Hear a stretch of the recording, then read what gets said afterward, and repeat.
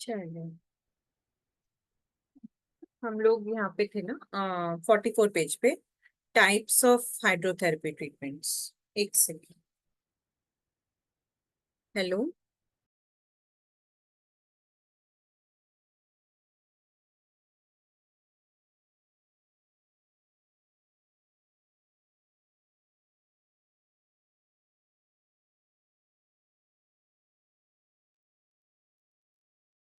तो हमारा था, स्टार्ट किया गया 44 पेज पे, टाइप्स ऑफ हाइड्रोथेरेपी ट्रीटमेंट्स। तो हमने जल तत्व में कि जल तत्व क्या है, क्या यूसेज है उसके, क्यों बहुत पॉपुलर है, और कौन कौन से, मतलब उसकी हिस्ट्री क्या है, किस किसने उससे क्या क्या क्योर किया। अभी हम जल तत्व का यूज हाइड्रोथेरेपी में कैसे कैसे करते हैं, डिफरेंट डिफरेंट फॉर्म्स में। हमने पढ़ा था कि जल तत्व की सबसे खास बात है, जो पानी है उसको हम डिफरेंट डिफरेंट टेम्परेचर्स पे डिफरेंट डिफरेंट चीजों के लिए यूज कर सकते हैं। और दूसरी बात है कि डिफरेंट डिफरेंट प्रेशर से डिफरेंट डिफरेंट इफेक्ट्स कर सकते हैं। तो लिक्विड फॉर्म में, आइस फॉर्म में, स्टीम के फॉर्म में हम पानी को यूज कर सकते हैं। तो सबसे पहले इसमें लिखा है हिप बाथ। तो हमें नाम क्लियर होने चाहिए कि सिट्स बाथ और हिप बाथ एक ही है। तो मैच द फॉलोइंग वगैरह में ये सब आ सकता है। तो हिप बाथ में कुछ भी नहीं, एक स्पेशल टब होता है। हाय, आई एम तो सॉरी। मैंने लेट ज्वाइन किया क्या? अभी कौन से पेज पर हैं? नहीं नहीं, अभी जस्ट स्टार्ट के 44 पेज पे। अच्छा, ठीक है, सॉरी। 44 पेज पे टाइप्स ऑफ हाइड्रोथेरेपी ट्रीटमेंट्स, यहीं से स्टार्ट किया है। उससे तो पहले सबसे वाले पेजेस नहीं करने इसमें? वो पहले हम पिछले क्लास में कर अच्छा लिए अच्छा, थे। ठीक है, ठीक है, सॉरी। तो सिट्स बाथ या फिर हिप बाथ, ठीक है ना। तो उसके लिए स्पेशल टब होता है, नहीं तो हम घर के नॉर्मल जो कपड़े धोने वाला टब होता है उसमें भी कर सकते हैं। बस उसमें क्या होता है कि वार्म वाटर लेते हैं, और आपका जो हिप्स वाला पोर्शन है, एब्डोमेन का पेल्विक रीजन, लोअर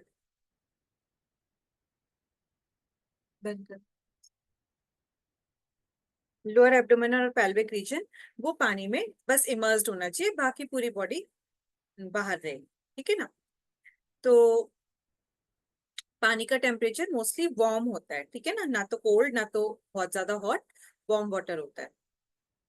और सिर्फ 10 से 15 मिनट के लिए हिप बाथ लेते हैं, ठीक है। तो हिप बाथ जब लेते हैं, जब हिप्स हमारे इमर्स्ड होते हैं पानी में, तो जो लोअर एब्डोमेन पेल्विक रीजन है, और बैक का सबसे लोअर बैक का रीजन भी इमर्स्ड होता है हिप बाथ में, है ना। तो उसके लिए पेल्विक रीजन्स के जो भी डिसऑर्डर्स होते हैं, उसके लिए बहुत अच्छी है हिप बाथ। जैसे इसमें लिखा है कि कॉन्स्टिपेशन, क्योंकि हमारा जो इंटेस्टाइन है वो भी सबसे नीचे ही है, पेल्विक रीजन में है। तो कॉन्स्टिपेशन के लिए, एब्डोमिनल डिसऑर्डर्स के लिए, मेंस्ट्रुअल प्रॉब्लम्स के लिए, क्योंकि हमारे रिप्रोडक्टिव ऑर्गन्स भी पेल्विक रीजन में है। हेमेरॉइड्स यानी कि जो होती है ना पाइल्स, उसके लिए भी बहुत अच्छा है hip bath. Then warm water bath, ठीक है। तो हिप बाथ में ओनली हिप्स को पानी में रखते हैं वार्म वाटर में। अभी वार्म वाटर बाथ में क्या है कि पूरे बॉडी को वार्म वाटर में, वार्म वाटर मतलब कि एक ल्यूक वार्म, समझ लीजिए आप उस तरीके का वार्म वाटर। तो 20 से 30 मिनट बाथ टब में एक वार्म वाटर में लेट जाते हैं। ऑब्वियसली सर तो बाहर ही रहेगा, सर इमर्स नहीं रहेगा। और इसमें बहुत सारे स्पास वगैरह में ये यूज होता है, थेरेपी सेंटर्स में रिलैक्सेशन के लिए। इसमें कुछ ऑयल्स वगैरह भी मिला देते हैं, या एप्सम सॉल्ट, ये आ जाता है कि एप्सम सॉल्ट क्या होता है, मैग्नीशियम सल्फेट, कुछ हर्ब्स वगैरह, या जो हमने मिट्टी पड़ी थी ना मड पैक वाली, वो मिट्टी मिट्टी फॉर्म में थोड़ी सी मिक्स कर दी, कि उसके थोड़े से बेनिफिट्स आ जाए, मेडिसिनल प्रॉपर्टीज आ जाए, ठीक है ना। तो वार्म वाटर हमें वैसे भी पता है कि जैसे थोड़ा सा गुनगुने पानी से नहाने से ना एकदम से ताजगी आ जाती है बॉडी में, है ना। क्यों? क्योंकि ब्लड सर्कुलेशन इंप्रूव होता है, और उसके ऊपर से अगर हम कुछ ऑयल, ये होता है ना कि कुछ ऑयल या फिर हर्ब्स मिक्स कर देते हैं, तो और ज्यादा रिजुविनेशन हो जाता है बॉडी का। तो नर्व्स भी रिजुविनेट होती हैं, ठीक है ना, नर्व सेंटर्स भी इनविग्रेट।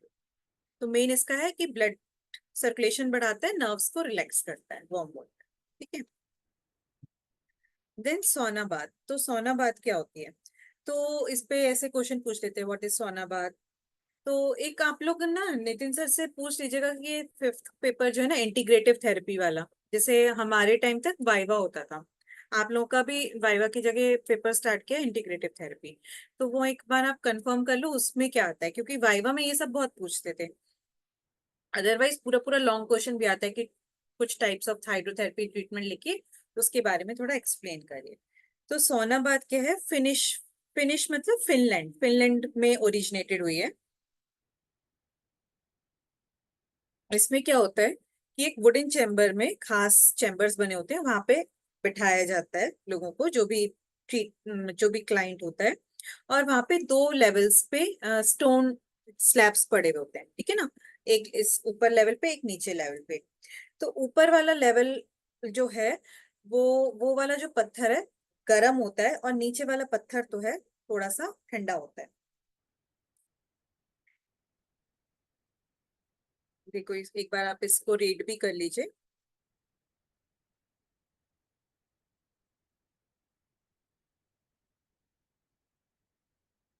तो वुडन चैम्बर में बिठाया जाता है, उस वुडन चैम्बर में स्टोन के स्लैब्स पड़े होते हैं, और वो स्टोन जो है वो हीटेड होता है, ठीक है, पानी हीटेड नहीं होता है।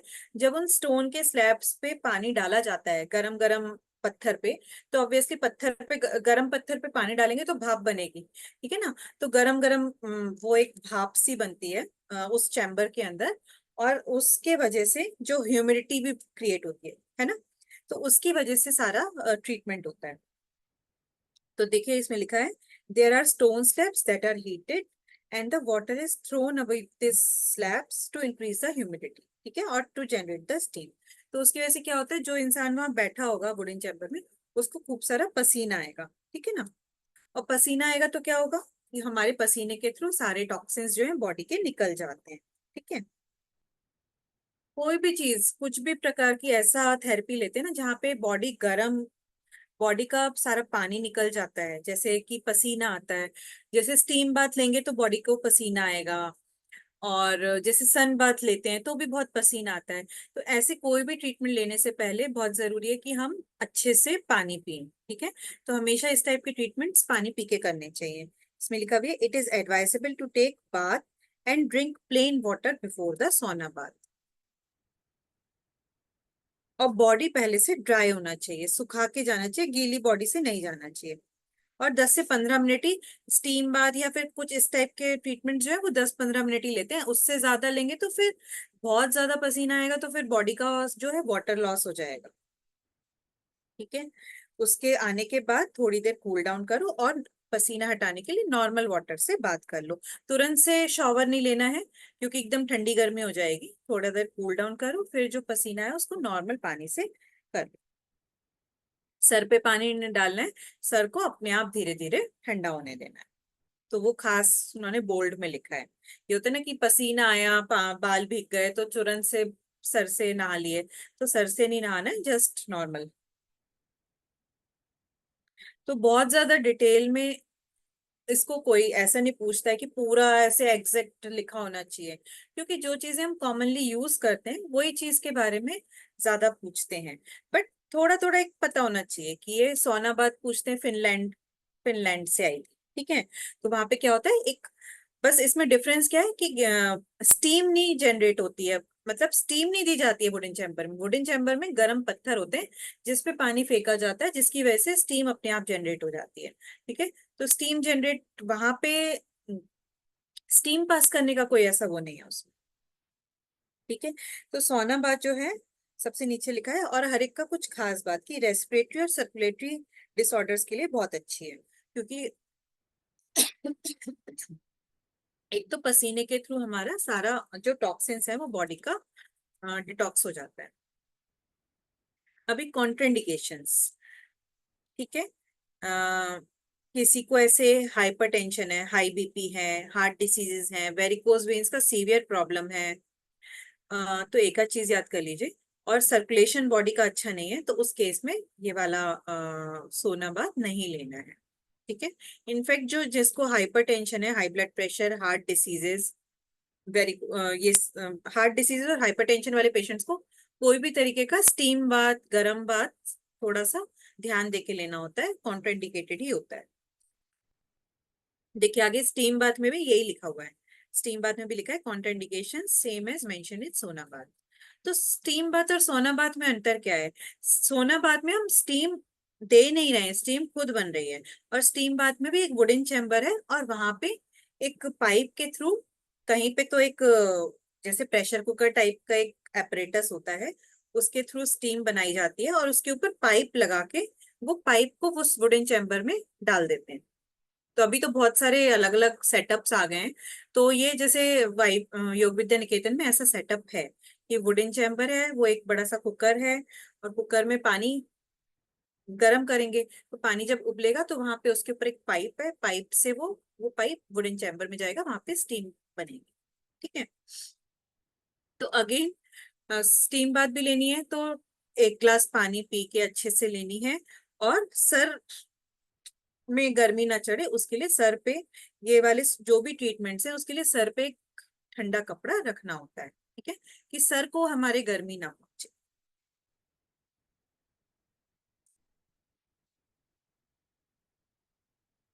तो इसके भी बेनिफिट्स वही है कि स्टीम बाथ वगैरह ये जो भी है जिससे हमारी बॉडी को खूब पसीना आता है ना।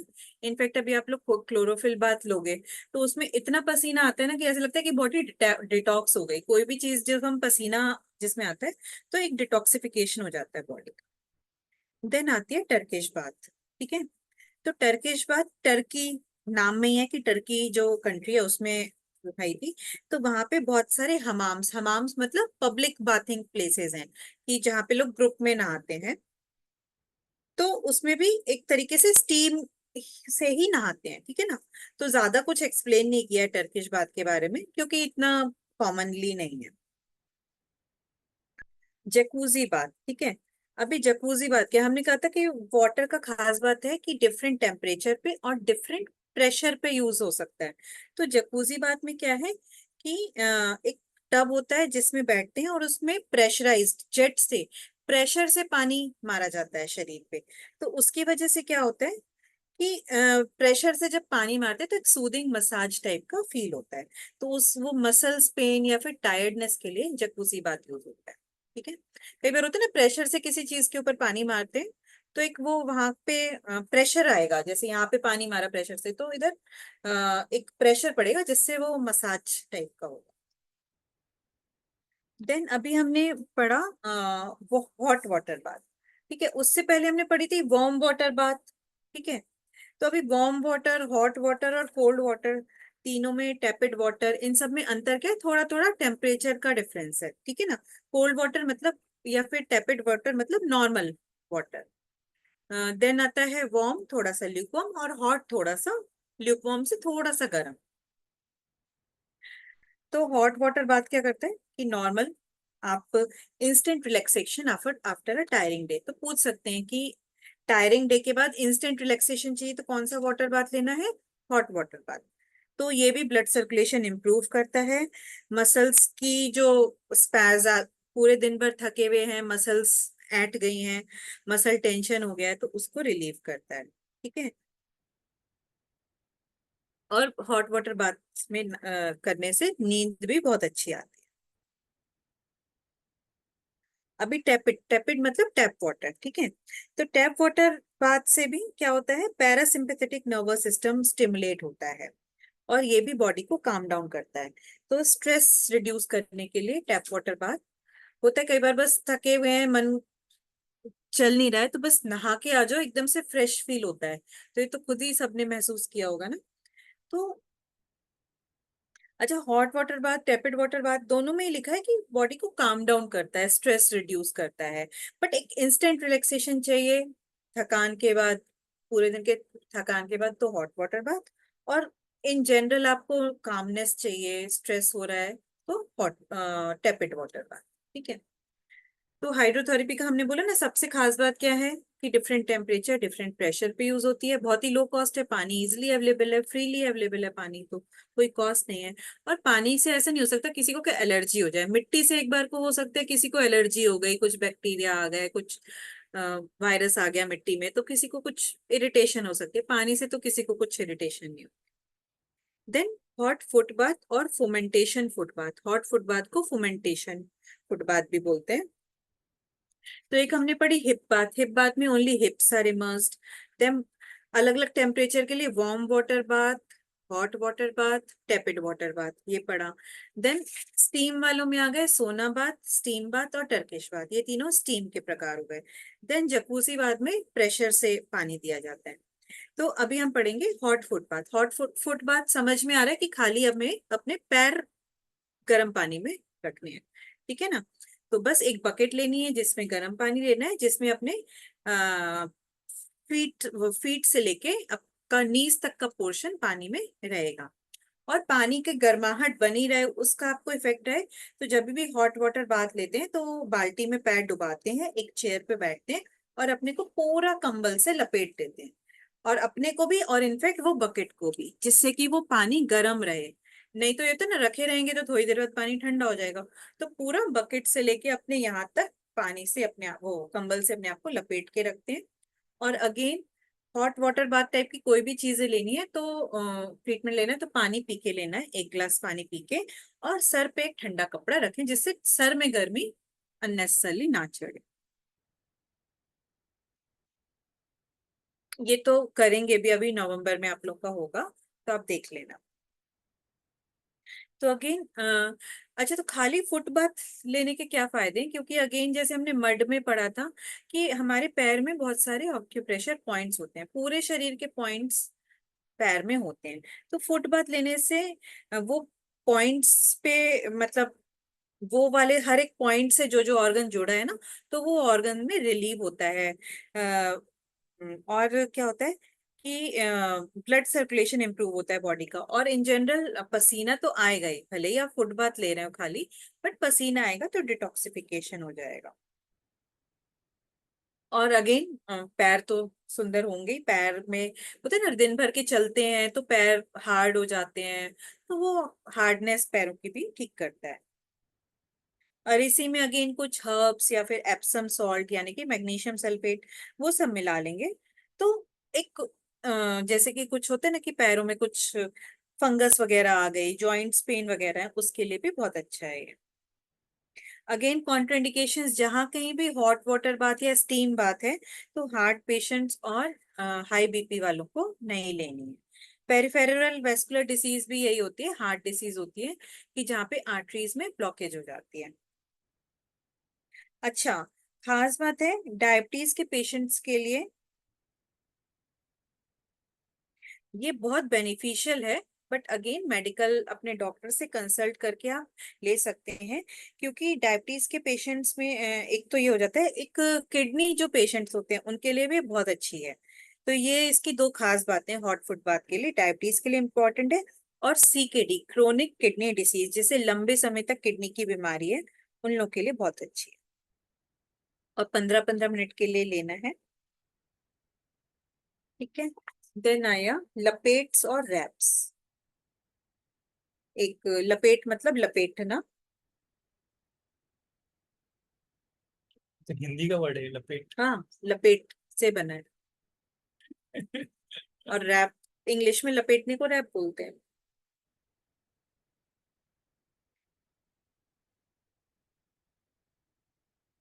हम्म, तो इसमें क्या है देखो, लिखा हुआ है कि जैसे होता है ना कि टॉवल को मतलब पानी से निचोड़ के, पानी में डाल के निचोड़ के टॉवल लपेटी, या कोई भी कपड़ा, थोड़ा सॉफ्ट कपड़ा, टॉवल थोड़ी मोटी हो गई, उसको पानी में डाल के पानी से निचोड़ के अच्छे से अपने ऊपर लपेट लिया, तो कपड़ा थोड़ा गीला होगा, उसके ऊपर ब्लैंकेट डाल दिया।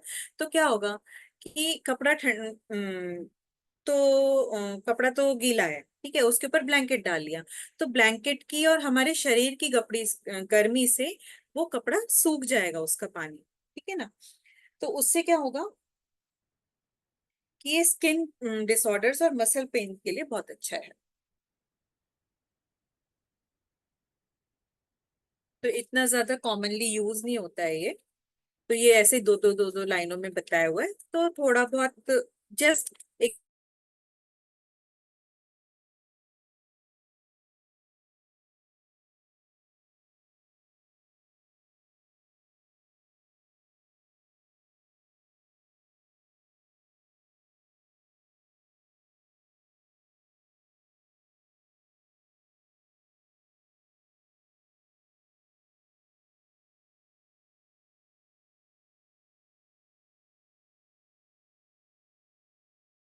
वार्म या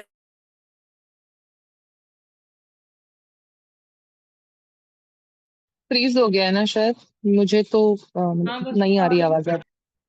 हाँ डिस्कनेक्ट हो गया था। तो हाँ। कंप्रेस में भी यही जैसे लिखा है ना कि या तो ठंडे पानी में या फिर गर्म पानी में टॉवल को डाल के निचोड़ के अपने ऊपर लपेट लो, ठीक है। तो कोल्ड और वार्म कंप्रेस से क्या होता है, कूल कंप्रेस मतलब ठंडे पानी के टॉवल से क्या होता है, अगर स्किन में कुछ स्वेलिंग है, रेडनेस है, उसको ठीक करती है। और वार्म वाटर की टॉवल से क्या होता है, ब्लड फ्लो अच्छा होता है। तो कहीं भी थोड़ा वार्म चीज होती है, hot water, warm water bath, तो उनसे ब्लड सर्कुलेशन अच्छा होता है। कोल्ड वाटर से ब्लड सर्कुलेशन नहीं अच्छा होता, ठीक है। कोल्ड चीज वहां यूज करते हैं जहाँ पे स्वेलिंग है कुछ या फिर रेडनेस है। Then spine bath. Spine bath अपना नाम में ही उसके लिखा है कि जस्ट अपने स्पाइन को हमें पानी पे एक्सपोज करना है, ठीक है। तो उसके लिए भी स्पेशल टब्स आते हैं, या नवंबर में जो नेचुरोपैथ मीट होगी वहां पे भी देखेंगे टब्स भी आते हैं। अगर टब्स अवेलेबल नहीं है तो अगेन आपको एक बस ऐसे है कि आपको सिर्फ इतना पोर्शन, आपको सिर्फ जितने में आपके यहाँ से नेक से लेके टेल बोन तक का स्पाइन को आपको बस पानी में इमर्स करना है। तो स्पेशल टब भी आते हैं, अदरवाइज आप नॉर्मल उस पे एक चादर बिछा के उसको इसमें लिखा हुआ है, एक बार आप तरीका पढ़ लीजिए और नवंबर में देखेंगे तो और अच्छे से समझ में आएगा कि टब है स्पाइन वाला तो बहुत इजी है। उसमें पानी डालो और उसमें लेट जाओ, तो सर टिकाने का उसमें जगह रहता है टब में, और पैर बाहर रहते हैं, तो पैर को बाहर निकालने का भी जगह रहता है। बस ऐसे टब बना हुआ है कि बस आपका स्पाइन उसमें इमर्स्ड हो। तो normal tap water type water होता है, ठीक है ना। तो और उसके ऊपर आपको ब्लैंकेट ओढ़ के लेटना है, ठीक है। 15 मिनट के लिए करा जाता है। अगर टब नहीं है तो क्या करना है, एक मैट पे एक टॉवल बिछानी है, ठीक है।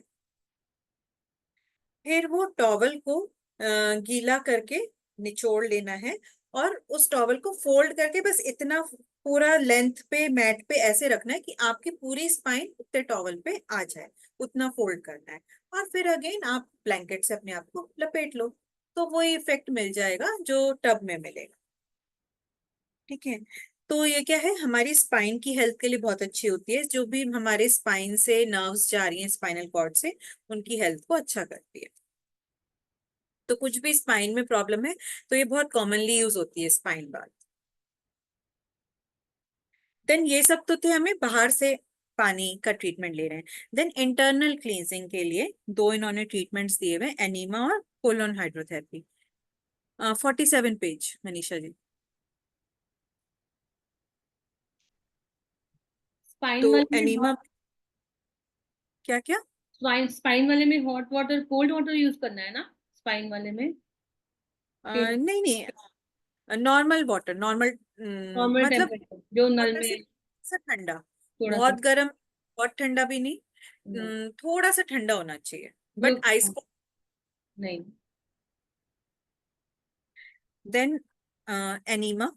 एनीमा तो हमें पता ही है कि एक पाइप के थ्रू, प्रेशर के थ्रू पानी जो है एनस में डाला जाता है, और वो प्रेशर के थ्रू पानी एनस में डाला जाता है।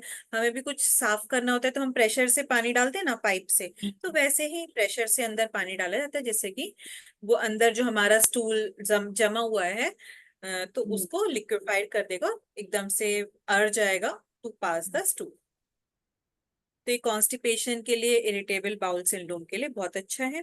तो एनीमा में ओनली हम जस्ट एनस में डाल रहे हैं। देन आता है कोलोन हाइड्रोथेरेपी।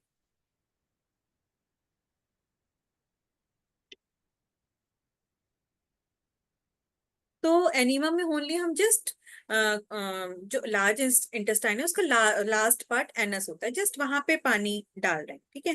कोलोन हाइड्रोथेरेपी में थोड़ा कुछ ऐसा मेथड होता है कि पूरा कोलोन, मतलब कोलोन जो है वो एनस के भी अंदर का पार्ट हो गया ना, तो वहां तक पानी से क्लीन करते हैं जिससे कि और भी अंदर तक अच्छे से साफ हो जाए, ठीक है।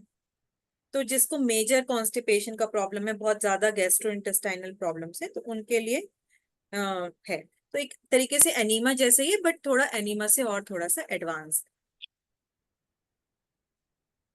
तो ये सब different different type of hydrotherapy treatments थे। तो एक बार और समरी कर लेते हैं कि एक तो पूरी फुल बॉडी बाथ में 3 तरीके की थी, वार्म वाटर, हॉट वाटर और टैप वाटर, ठीक है ना।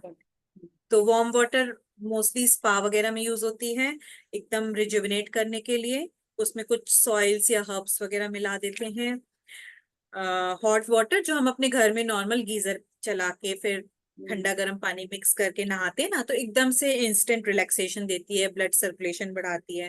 और normal tap water bath, normal tap के पानी से नहाना, तो उससे क्या होता है, स्ट्रेस रिड्यूस होता है। देन तो ये थी नॉर्मल बात। फिर आई स्टीम बात। स्टीम से बात लेना, उसमें 3 तरीके की थी। एक तो सोना बात जिसमें वुडन चैम्बर में पत्थर पे पानी डाल के स्टीम जनरेट की जाती है। देन नॉर्मल स्टीम बात, उसमें वुडन चैम्बर में स्टीम पास किया जाता है बाहर से। देन टर्किश बात जो हमाम्स में स्टीम बात देते हैं। देन आई थी जकूजी बात जिसमें प्रेशर से पानी आपके ऊपर डाला जाता है जिससे मसल टेंशन रिलीव होता है। अभी कुछ खास तरीके की बात में आ गई। एक तो खाली फुट बाथ जिसमें खाली फुट को हॉट वाटर में डिप किया जाता है। देन हिप बाथ जिसमें खाली हिप को डिप किया जाता है। और स्पाइन बाथ जिसमें ओनली स्पाइन को पानी में इमर्स किया जाता है। देन लपेट और कंप्रेस तो थोड़े से अलग टाइप के हैं जिसमें ठंडा और गर्म पानी के जो तौलिए आपके ऊपर लपेटे जाते हैं, ठीक है। और What एनीमा is तो this अंदर। tepid water bath क्या है? टैपिड मतलब tap water. Tap water. Okay. Thank you. अच्छा, तो अभी कौन से सिनेरियो में क्या क्या करना है वो इन्होंने थोड़ा थोड़ा बताया हुआ है कि हाई फीवर में क्या करना है, ठीक है ना। तो जल तत्व जो है, अभी इन्होंने देखो फीवर के बारे में लिखा है, ठीक है। तो कह रहे हैं हमारी थोड़ा सा फीवर, वो तो आप जो इम्पोर्टेंट टॉपिक्स वाली बुक है ना उसमें तो ही फीवर के बारे में पूरा डिटेल में एक्सप्लेन किया हुआ है। यहाँ पे जस्ट हमारा बॉडी नॉर्मल टेम्परेचर है 37 डिग्री, ठीक है ना। तो 97 अगर फ़ारेनहाइट में देखने तो ये भी बहुत आता है। हाँ, फ़ारेनहाइट और सेल्सियस में कंफ्यूज मत होना। 37 degree Celsius and 98.6 degree Fahrenheit, ठीक है। तो कहीं ना कहीं से भी 97 से लेके 99 तक टेम्परेचर नॉर्मल ही माना जाए, ठीक है। तो थोड़ा बहुत ऊपर नीचे होता है, बेबीज का थोड़ा सा ज्यादा होता है 100 तक भी तो चलता है, ठीक है। 100 से ऊपर का टेम्परेचर है तो उसको फीवर मानेंगे। उसमें भी नेचुरोपैथी में बोलते हैं कि 102 तक के फीवर को ट्रीटमेंट देने की जरूरत नहीं है। अगर फीवर 102 के ऊपर जाए तो ट्रीटमेंट दो, ठीक है। क्योंकि कहते हैं कि फीवर जो है हमारी बॉडी का रिस्पॉन्स है बैक्टीरिया वायरस जो भी आया है उसको मारने के लिए। तो थोड़ा तो उसको मारने दो ना। 102 तक वो रहेगा तो थोड़ा बैक्टीरिया वायरस हमारे जो शरीर में है वो मरेंगे। उसके ऊपर जाएगा तो आपके सेल्स भी मरेंगे, तो इसके लिए आपको अपना प्रिकॉशन लेने का जरूरत है। तो देखो लिखा भी है इसमें कि generally a fever up to 102 is not much of a concern, ठीक है। But if the body temperature shoots beyond these limits, then it is better to seek help, ठीक है। तो अभी क्या करना है, measures to be taken during the high fever. High fever मतलब 102 के ऊपर है तो 102 डिग्री फ़ारेनहाइट नॉट सेल्सियस, ठीक है। तो उसके लिए क्या करना है, ल्यूकवार्म या फिर नॉर्मल स्लाइटली वार्म वाटर से या फिर टैप वाटर से भी आपको स्पॉन्जिंग करनी है, ठीक है। तो उन्होंने टेम्परेचर लिखा हुआ है। टैप हमारी बॉडी का टेम्परेचर होता है 37 डिग्री, तो टैप वाटर मोस्टली कहीं ना कहीं 26 से 32 होता है। मान लो अगर धूप है, बहुत ज्यादा गर्म पानी है तो उसको थोड़ा सा वो भी चलेगा। तो उससे आपको अपने शरीर का स्पॉन्जिंग करना है ना। तो स्पॉन्जिंग से यूजली 1-2 डिग्री फीवर अपने आप ही आधे घंटे में हो जाता है, ठीक है ना। कोल्ड वाटर नहीं यूज करना है स्पॉन्जिंग के लिए, ठंडा पानी नहीं यूज करना है क्योंकि उससे क्या होता है, शिवरिंग हो सकती है। और किस तरीके के फीवर में स्पॉन्जिंग नहीं करनी है, जो मलेरिया और डेंगू वाले फीवर होते हैं जिनमें ऑलरेडी शिवरिंग होती है, उनमें आपको कपड़े उतार के स्पॉन्जिंग नहीं करनी है, तो ये ध्यान रखना है। देन दूसरा क्या तरीका है, दूसरा क्या चीज है, कॉटन सॉक्स जिनको ठंडे पानी में, स्पॉन्जिंग तो नॉर्मल वाटर से करनी है, बट कॉटन के सॉक्स जिनको ठंडे पानी में आइस कोल्ड आइस डले हुए पानी में सोक करके अच्छे से निचोड़ के उन्हें पहन ठीक है, और उनके ऊपर वुलन सॉक्स पहनना है। तो उससे क्या होगा, अगेन जैसे लपेट में हुआ था ना कि वो ठंडे कॉटन सॉक्स, गीले कॉटन सॉक्स, उसके ऊपर वुलन सॉक्स, तो आपकी बॉडी की गर्मी जो है और ऊपर से वुलन सॉक्स की गर्मी, दोनों की गर्मी से वो कॉटन जो गीले सॉक्स है वो सूखेंगे, तो आपकी बॉडी की गर्मी उनको सुखाने में निकल जाएगी। एक और कंफ्यूजन था, वो जो हाई फीवर होता है जनरली हमेशा से हम बचपन से थोड़ा सा आइस वाटर ही लेते आए हैं, कभी भी वार्म वाटर में तो कभी नहीं किया स्पॉन्जिंग। ये थोड़ा एक्चुअली यहाँ पे मुझे वार्म डिफरेंट लग वाटर रहा नहीं है। बोल रहे, टैप वाटर बोल रहे हैं, ठीक है ना। तो ये टैप वाटर को वार्म वाटर बोल रहे हैं एक्चुअली।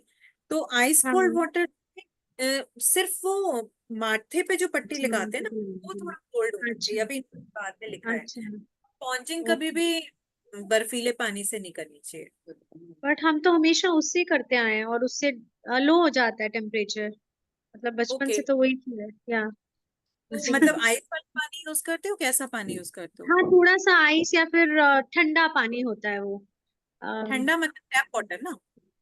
टैप वाटर में थोड़ी आइस डाल देते हैं, अच्छा, वैसे आइस वाला डाल, यूज करते हैं। कभी हाँ। नहीं ऐसे आइस डाल के हाँ, हम लोगों ने नहीं किया कभी। हम तो अच्छा एक लोग बार, टैप वाटर ही यूज करते हैं, हम लोग को टैप वाटर ही बोले, क्योंकि एकदम से नहीं तो हेडेक होना शुरू हो सकता है, एकदम ठंडा पानी लगाएंगे तो फीवर। अच्छा अच्छा ओके, ठीक है, तो मैंने भी थैंक यू। हमेशा टैप वाटर ही सुना है। आपने अगर यूज किया ना तो आप एक बार सावन सर से पूछ लें, हाँ Sawan sir will be the best, okay ठीक है ना। Okay okay.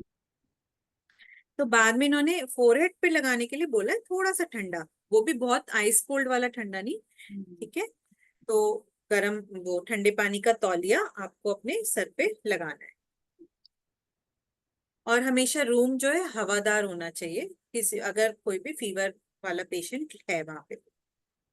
मड पैक भी यूज कर सकते हैं फीवर के लिए। हमने पढ़ा था कि मड पैक माथे पे भी लगा सकते हैं, नहीं तो पेल्विक रीजन, एब्डोमेन पे भी लगाएंगे तो फीवर नीचे आता है। अच्छा, तो ये तो हमने फीवर के केस में पढ़ा। अभी सोर मसल्स में या जॉइंट्स में सोरनेस है, इन्फ्लेमेशन है, तो इसमें लिखा हुआ है कि कूल पैक या फिर आइस पैक। तो इन जनरल बोलते हैं ना, आइस और कोल्ड पैक और हॉट पैक मोस्टली ऑल्टरनेटिवली लगाते हैं। फिजियोथेरेपिस्ट के पास भी जाएंगे तो बोलेंगे थोड़ी देर कोल्ड पैक लगाओ, थोड़ी देर हॉट पैक। तो दोनों ही पैक्स ऑल्टरनेटिवली यूज करते हैं डिपेंडिंग ऑन कि क्या एग्जैक्टली क्या सिचुएशन है। तो इन जनरल अगर इन्फ्लेमेशन है, रेडनेस है, स्वेलिंग है, तो कूल पैक लगेगा, ठीक है। और पेन वगैरह है, जैसे उन्होंने पीछे लिखा था ना कहीं पे, तो हाँ, एक सेकंड,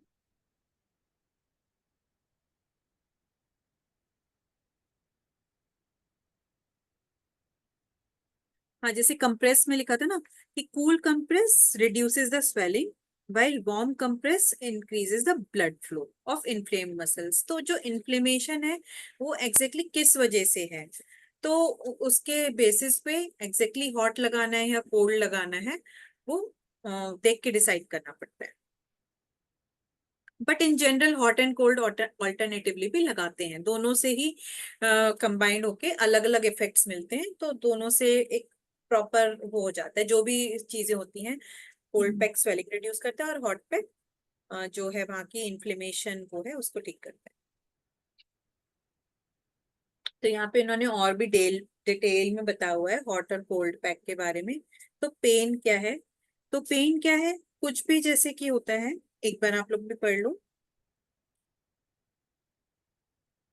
तो पेन जस्ट हमारी बॉडी का एक तरीका है, किसी भी पार्ट में बॉडी के कुछ प्रॉब्लम हुई है तो हमें पेन होता है, तो पेन हमें ये बोलना चाहता है कि इस बॉडी पार्ट को रेस्ट चाहिए, ठीक है, मोस्टली, ठीक है ना। तो अगर ऐसा मसल पेन है, जॉइंट पेन है, तो it is our body signalling कि यहाँ पे रेस्ट। तो ये होते हैं एक्यूट पेन्स। कुछ पेन होते हैं जैसे कि जॉइंट पेन्स होते हैं जो जैसे लंबे समय तक रहते हैं, वो होते हैं क्रोनिक पेन। या फिर ऐसे पेन जहाँ इसमें लिखा है कि pain without any known reason, कोई रीजन नहीं है, उसे बोलते हैं इडियोपैथिक पेन। तो अलग अलग टाइप के पेन्स में कौन कौन से पैक यूज करने हैं वो इन्होंने बताया है। ये वार्म और कोल्ड पैक का क्या क्या फायदा होता है, तो बहुत डिटेल में बताया हुआ है कि जैसे आपने एक्सरसाइज करी, ठीक है, तो एक्सरसाइज तुरंत से करी है बहुत ज्यादा, तो मसल्स में लैक्टिक एसिड प्रोड्यूस होता है जब हम एक्सरसाइज करते हैं, ठीक है। तो उस टाइप के सिचुएशन में मसल्स की सोरनेस हो गई, कहते हैं ना कि अरे हाँ मतलब मसल्स में सोरनेस लग रही है, तो उस केस में वार्म पैक लगेगा, ठीक है।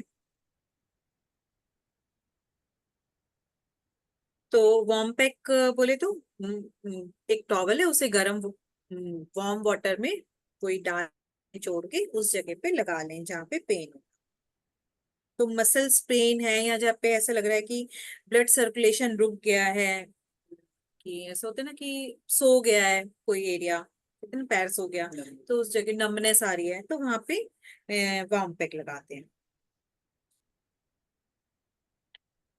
अच्छा, ये कह रहे हैं कोई इंजरी हुई है अगर, तो उस केस में पहले 2 दिन तक हॉट ट्रीटमेंट नहीं करते अगर कुछ इंजरी हुई है, ठीक है। कोल्ड पैक कहाँ का यूज करते हैं, जहाँ इन्फ्लेमेशन है, स्वेलिंग है, जहाँ कहीं भी रेडनेस, इन्फ्लेमेशन मतलब जहाँ कहीं भी रेडनेस होगी, स्वेलिंग होगी, वहां पे कोल्ड पैक यूज हुआ हो। अब इन्होंने इन्फ्लेमेशन बहुत तरीके के लिखे हैं। इन्फ्लेमेशन को कहीं भी आता है ना, टिस वर्ड आएगा, आर्थराइटिस।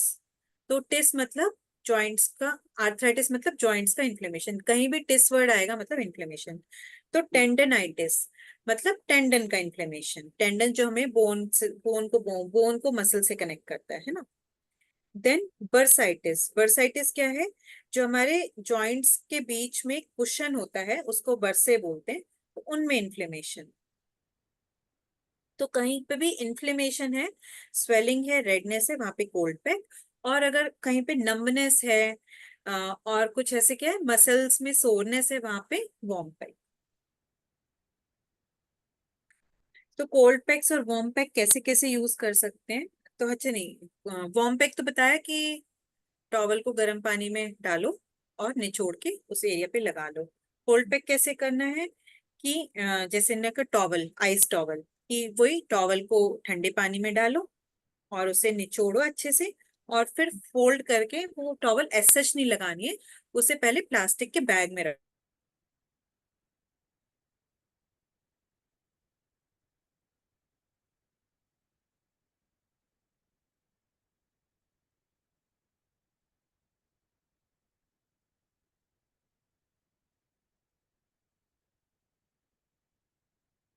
आवाज नहीं आ रही है किसी को। Yeah, I think connection gone. हाँ, कनेक्शन हो गया। ये जो अभी बता रहे थे, ये वाला कहाँ पर लिखा हुआ है? अभी अभी जो पॉइंट इन्होंने क्लियर किया ना, लिगामेंट्स और पेज टेंडेंस नंबर का। पेज नंबर 49, 50 पे चल रहा है मेरे को लगता 49 ही देख रही हूँ जहाँ पेन शुरू किया था, बट ये सब कहाँ लिखा हुआ है? 50 पेज पे आ गया है। पेज नंबर 50 पे है ना, 50 पे ना, ओके ओके। 50। पेज नंबर 50 पे है कोल्ड पैक, आइस टॉवल। लेकिन इन सबको बाद में कवर भी करना है ना, हॉट पैक जैसे आप बोलते हो, हॉट पैक लगा के उसको बाद में कवर भी करना है ना। नहीं नहीं नहीं, कवर करने का कवर जरूरत नहीं ना नहीं है। करना। हाँ हाँ, ये तो बहुत थोड़ी थोड़ी देर के लिए लगाते हैं, 5-5 मिनट के लिए, बहुत देर के लिए नहीं लगाते। जैसे आइस नी पैक, पेन हो रही है, नी पेन में हमने हॉट ये लगा लिया, हॉट पैक लगा लिया, तो उसको कवर करने की जरूरत नहीं है, ऐसे ही छोड़ मतलब खुला ही रखना है। हाँ हाँ, ठीक हम लोग जनरली घरों में क्या करते है। हाँ हाँ, हैं, जैसे हॉट पैक लगाते हैं ना, तो एक गरम कपड़ा लेते हैं, उसे प्रेस करते हैं, लगा लेते हैं, हाँ फिर हाँ ठंडा होता है, फिर प्रेस करते हैं, फिर लगाते हैं, कितना वो हार्डली 2 मिनट के लिए गर्म रहता है, फिर ऑल्टर्न लगाते रहते हैं, है ना। हाँ हाँ तो इन्होंने कोल्ड पैक बनाने के 2 तरीके बताए हुए हैं। एक तो है कि टॉवल को ठंडे पानी में करके निचोड़ के प्लास्टिक के बैग में रख लो, या तो आइस को प्लास्टिक के बैग में रख लो, उसमें थोड़ा पानी डाल दो, फिर उसको फिर से हम्म, मतलब कि सील करके, फिर अगेन उसे किसी कपड़े में रैप करके अपने उस पे लगाओ। वो तो ऑलरेडी रेडीमेड आते हैं ना आइस पैक्स, तो ये जो जब आइसक्रीम्स लेते हैं, सब लेते हैं, तो उसके साथ आते ही हैं जेल वाले, उस तरह के पैक्स आते हैं। हाँ, अभी अभी आते हैं, पहले नहीं आते थे ना, अभी तो अभी हाँ, so we can apply those ना, अलग से कुछ बैग में डालने की जरूरत ही नहीं है। हाँ, वही वही, तो हॉट वाले भी आते हैं, तो हाँ, वाले भी आते हैं अभी तो। हॉट वाले भी आते अभी बहुत इजी है, तो ये सब हमारे लिए मतलब ऐसे पुराने जमाने का लिखा हुआ है। हॉट कैसे आते हैं? हॉट मैंने नहीं देखे। हॉट भी प्लास्टिक में आते हैं? हाँ वो अलग ही थोड़ी मोटी सी मरून सी कलर की एक बॉटल सी जैसे रहती है उसको, वो जैसे अच्छा ट्रेनों में वो तकिए मिलते हैं, रेडीमेड पिलो मिलते हाँ हैं, हाँ हाँ, अच्छा वो तो वाली, हाँ वो वैसे है वाले, वो हाँ वैसे कोटेड वाले। बॉटल, जो उसको माइक्रो पहले में तो थोड़ा उन्हें गर्म करके गर्म ना। पानी गर्म पानी भरते थे, बॉटल। हाँ हाँ वो इलेक्ट्रिसिटी से पहले उनमें गर्म पानी भरते थे, और अब हाँ हाँ ऐसे आ गए उसमें कुछ रहता है, उसे इलेक्ट्रिसिटी से कनेक्ट करो वो हॉट हो हाँ जाती है, हाँ, वो अभी अभी फिर तो डायरेक्ट। हाँ, और एक और आते हैं ना, जेल फॉर्म में भी आते हैं, जिसको माइक्रो में रख के आप गर्म कर सकते हो, कर वो भी सकते। आते हैं हाँ ना। हाँ अभी तो तो अभी जैसे तो जैसे बहुत, जमाना एडवांस हो गया तो बहुत आ बस रहा हाँ बस ये ध्यान रखना, कोल्ड पैक जो है वो डायरेक्ट नहीं लगाना है, उसके ऊपर कुछ कपड़ा लपेट के लगाना है। है। ओके। देन, तो ये पेन हो गया, एक तो हो गया फीवर के लिए क्या क्या करना है, देन पेन में क्या करना है, देन हेडेक में। ठीक है, हम्म। तो हेडेक में हमने मड वाले ट्रीटमेंट में अभी जल तत्व आ गया ना, तो मड तत्व को मत भूल जाना, ठीक है, तो वो भी कर सकते हैं, तो वहां पे मिट्टी की पोटली भी बहुत अच्छी होती है हेडेक के लिए।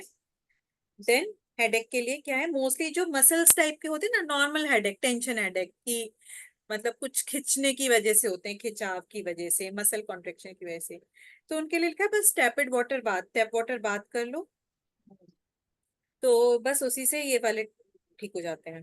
ठीक है, बहुत ज्यादा वार्म या बहुत ज्यादा हॉट वाटर मत यूज करो, टैपेड मतलब नॉर्मल टैप वाटर। तो अभी ये मुझे भी नहीं समझ में आया, ये आप लोग क्लियर कर लेना। हेडेक हो रहा है तो टैप वाटर बाथ सर से लेना है कि सर पे नहीं डालना है पानी, कि मतलब नहीं सर पे दैट, नहीं।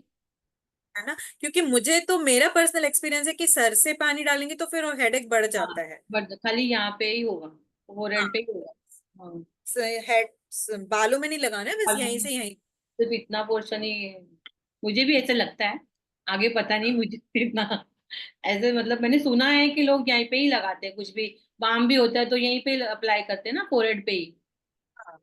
उसी से। तो अभी रिहेबिलिटेशन ऑफ इंजर्ड लिम्स, ठीक है, तो अगर हम्म, कुछ इंजरी हुई है तो alternate hot and cold pack लगाना है, बट इंजरी के 2 दिन तक हॉट पैक नहीं लगाना है, कोल्ड पैक बाद में 2 दिन बाद उसे hot and cold pack alternatively use करना है।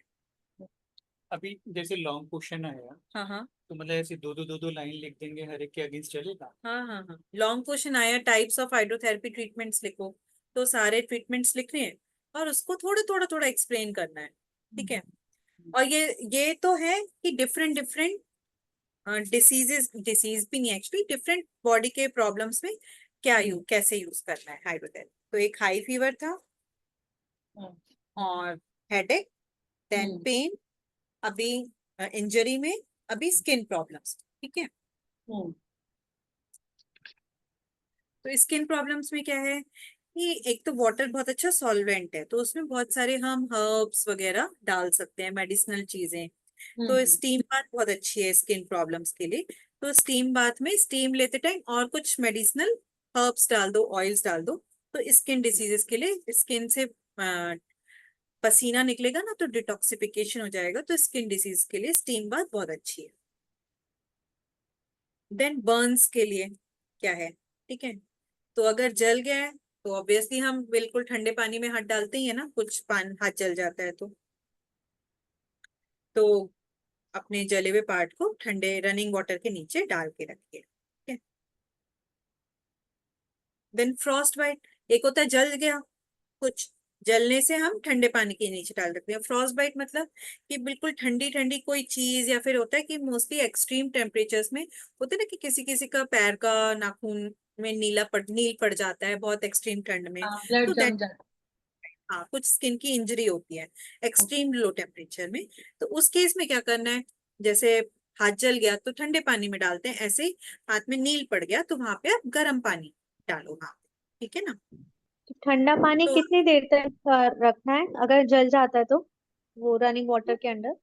और मतलब जस्ट डिपेंडिंग ऑन कि कितनी देर में आपको वो जलन कम होने लगती है ना, बट कोई मैंने भी सुना चीज। है मतलब थोड़ा लंबा करते हैं तो उससे मतलब फिर बाद में ऐसा दाग वाग भी नहीं पड़ता है, बट अगर थोड़ी देर ही किया तो दाग तो पड़ जाता है, ऐसा जलता है अगर तो, मतलब ऐसा वो होता तो है क्या? डिपेंड कितना डीप हुआ है, मतलब वो तो अच्छा। बहुत सारे फैक्टर होते हैं, पर कुछ भी चीज आप 10 से 15 मिनट से ज्यादा नहीं करोगे, अदरवाइज वो स्किन वो हो अच्छा, जाती है।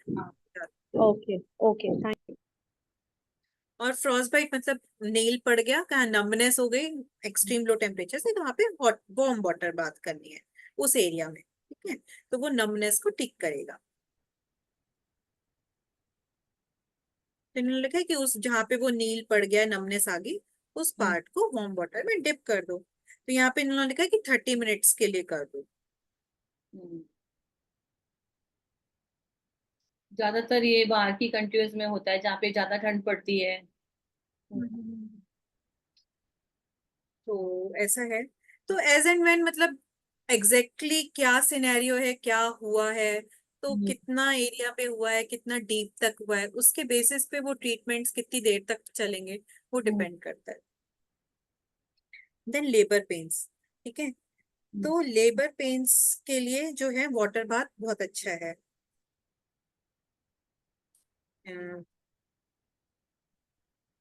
तो अगर लेबर पेन्स हो रहे हैं बहुत ज्यादा, तो उसको रिड्यूस करने के लिए वार्म वाटर ट्रीटमेंट। अब वार्म वाटर कैसे देंगे दैट आई डोंट नो, ठीक है ना, कि वो वहां की मतलब नॉर्मली हम सिर्फ पेल्विक रीजन पे देंगे, है हम्म, ना। तो पेल्विक रीजन पे देंगे, जिससे कि वहां का ब्लड सर्कुलेशन को इम्प्रूव करेगा, वहां की ब्लड वेसल्स को डायलेट करेगा, और जो ओपनिंग है उसको डायलेट करेगा। तो ये जो हाइड्रोथेरेपी ट्रीटमेंट है लेबर पेन को रिड्यूस करने के लिए, ये वाटर बर्थ नहीं है, ठीक है। वाटर बर्थ के लिए लेडी को डिलीवरी के टाइम पे वाटर में ही भेज दिया जाता है, मतलब वो तो स्पेशल चीज होती है। तो ये एक अलग चीज है। यहाँ पे सिर्फ पेल्विक रीजन में आप वार्म वाटर का कुछ ट्रीटमेंट करेंगे जिससे वो पेन रिड्यूस हो जाए ना। रिलैक्सेशन के लिए हमने पढ़ा ही था कि अगर पूरे दिन की थकान है उतारनी है तो हॉट वाटर बात कर लो, और कुछ स्ट्रेस हो रहा है तो टेपिड वाटर बात कर लो, तो उससे रिलैक्सेशन हो जाएगा, ठीक है। तो अभी ये सब हो गया। तो अभी इन्होंने लिखा है कि हाँ वही पृथ्वी तत्व में पढ़ा था ना कि भाई मिट्टी हमारे लिए जरूरी है, सॉइल जरूरी है, तो सॉइल को बचा के रखना है। तो लैंड पॉल्यूशन से कैसे बचना है वो था। अभी मतलब वाटर पॉल्यूशन को कैसे बचाना है, तो वो छोटे बच्चों को जो पढ़ाते हैं वो ही लिखा हुआ है, और जो सबको ही पता है कि पढ़ लेना। उसमें ऐसा कुछ नहीं है कि कचरा नहीं फेंको पानी में, पानी को साफ रखो। कुछ भी ऐसे फैक्ट्रीज हैं तो वहां पे ट्रीटमेंट प्लांट्स होने चाहिए कि गंदा जो भी फैक्ट्री का जो भी वेस्ट है वो डायरेक्ट पानी में ना रिलीज हो। और अच्छा हमारा सीवरेज जो है घरों में, जो हमारे घर से निकलता है, वो सब प्रॉपर सीवरेज प्लांट के थ्रू डायरेक्ट पानी में जाना चाहिए। रेन वाटर हार्वेस्टिंग करनी चाहिए, जिससे कि अच्छा पानी हम अंडरग्राउंड से ना निकालना पड़े, हम रेन्स के ही पानी से अपना यूसेज कर लें, ठीक है ना। ट्रीज ज्यादा उगाने चाहिए, मतलब प्लांट करने चाहिए। ट्रीज से क्या होता है, अंडरग्राउंड वाटर बढ़ता है, ग्राउंड वाटर लेवल। तो ये तो इन जनरल है। अभी बस इतना ही करें क्या, किसी को कुछ डाउट हो तो पूछ लो, क्योंकि अभी अग्नि तत्व भी शुरू करेंगे तो कोई, ये आप लोग बोलो।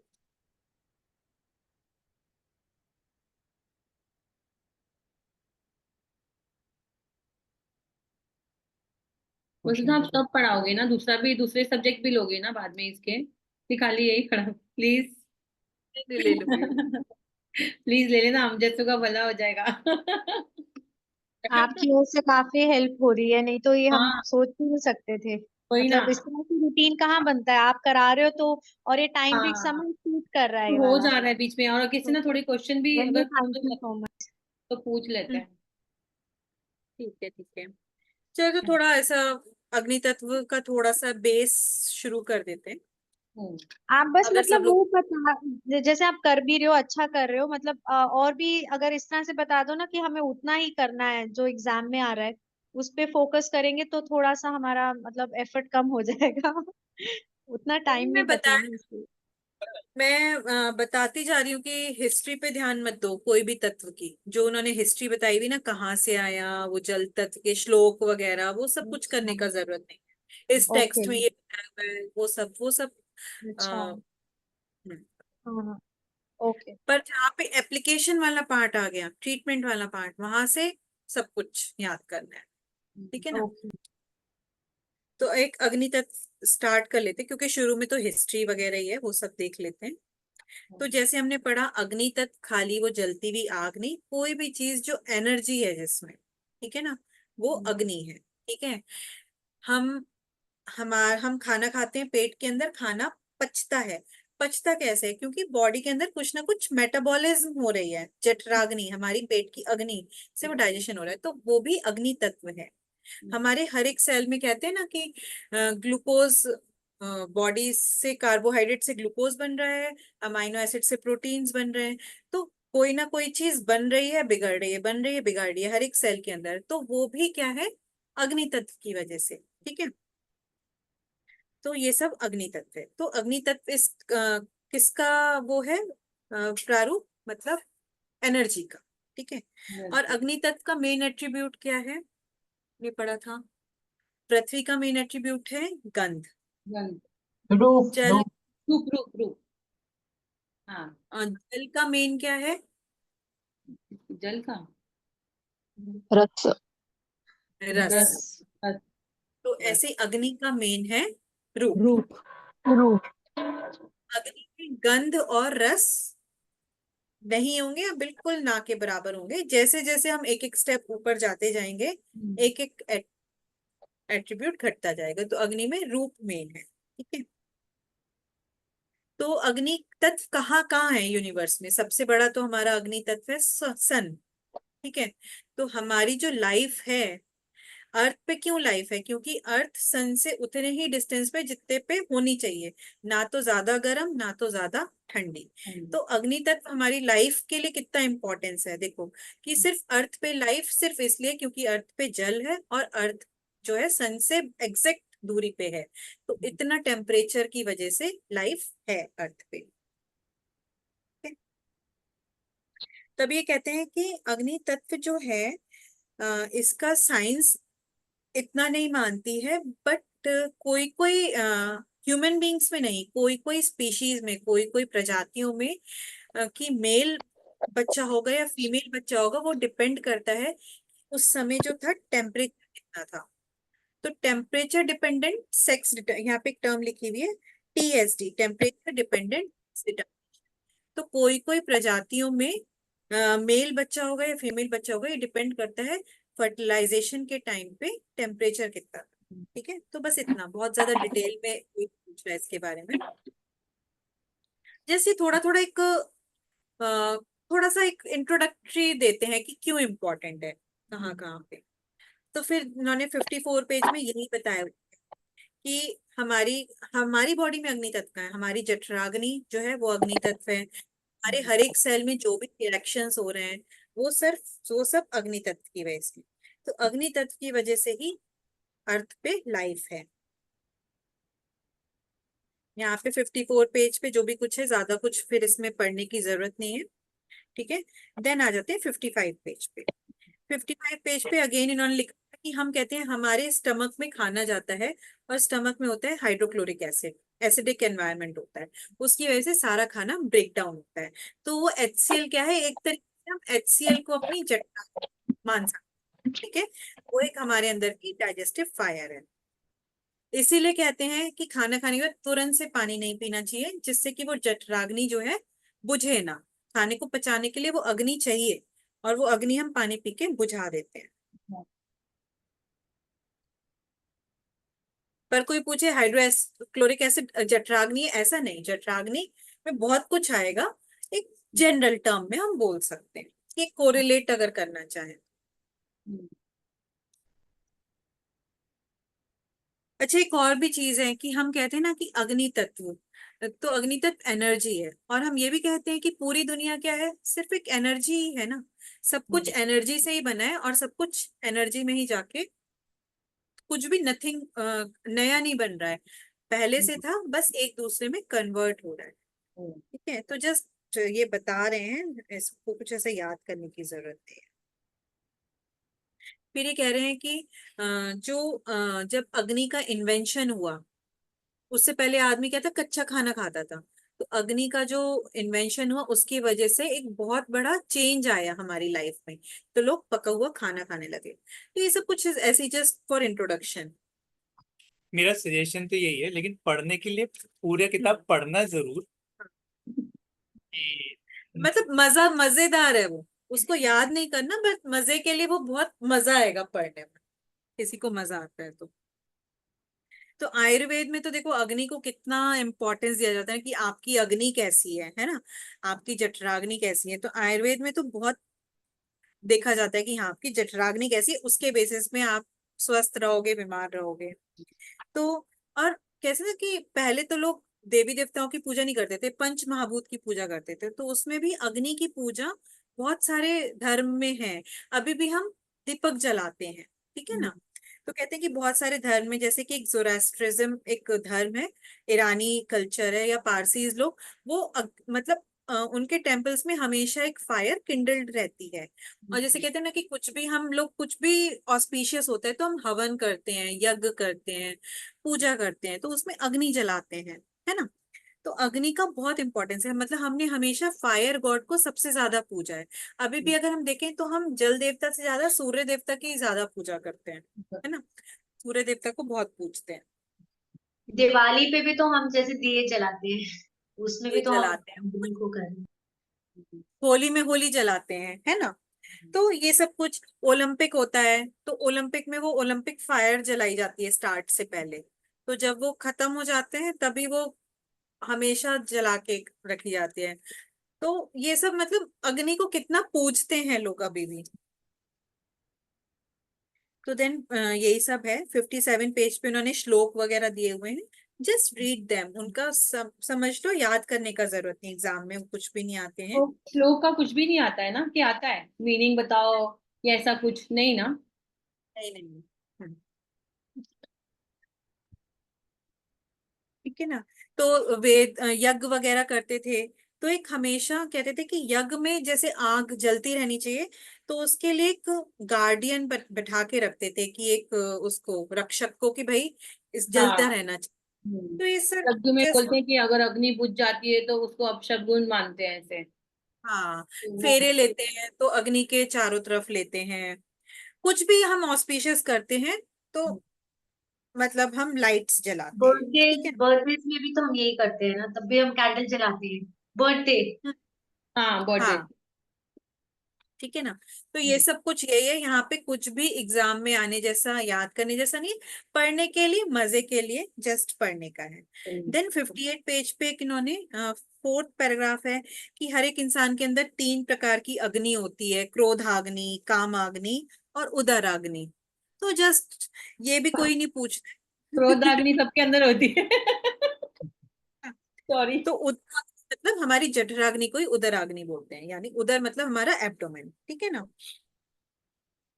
तो अग्नि से ही हम कुछ भी चीज प्यूरिफाई करते हैं, कहते हैं ना गोल्ड की जो भी इम्प्योरिटीज होती हैं अग्नि में डाल के वो जल जाती है, गोल्ड शुद्ध रह जाता है। तो सीता जी ने भी अग्नि परीक्षा दी, मतलब अग्नि जो है वो शुद्धि का भी प्रतीक है, प्योरिटी का भी प्रतीक है। तो माइथोलॉजी में बहुत सारा चीजें बताई हुई हैं 59 पेज पे, कुछ याद करने का जरूरत नहीं है, just read and go through that. Agni from ancient scriptures and modern science, इसको थोड़ा देख लेते हैं कि साइंटिस्ट का नाम याद कर लेते हैं। 59 पेज पे लास्ट पैराग्राफ जो है, जो रॉबर्ट ओपन हेमर थे, उन्होंने एटॉमिक बॉम्ब जो हिरोशिमा नागासाकी पे परमाणु बम गिराया गया ना, तो उसका जन्मदाता वो थे, रॉबर्ट ओपन हेमर, ठीक है। तो वो गीता में और इसमें पुराणों में बहुत उन्होंने स्टडी किया हुआ था, ठीक है उन्होंने। ओके। तो वो इंडियन फिलोसफी को बहुत ज्यादा मानते थे। तो जब उन्होंने ये एटॉमिक बम बनाया, उन्होंने वो दुनिया का नाश करने के लिए नहीं बनाया था, वो तो जस्ट एक्सपेरिमेंट कर रहे थे इंडियन फिलोसफी के बेसिस पे बहुत सारे।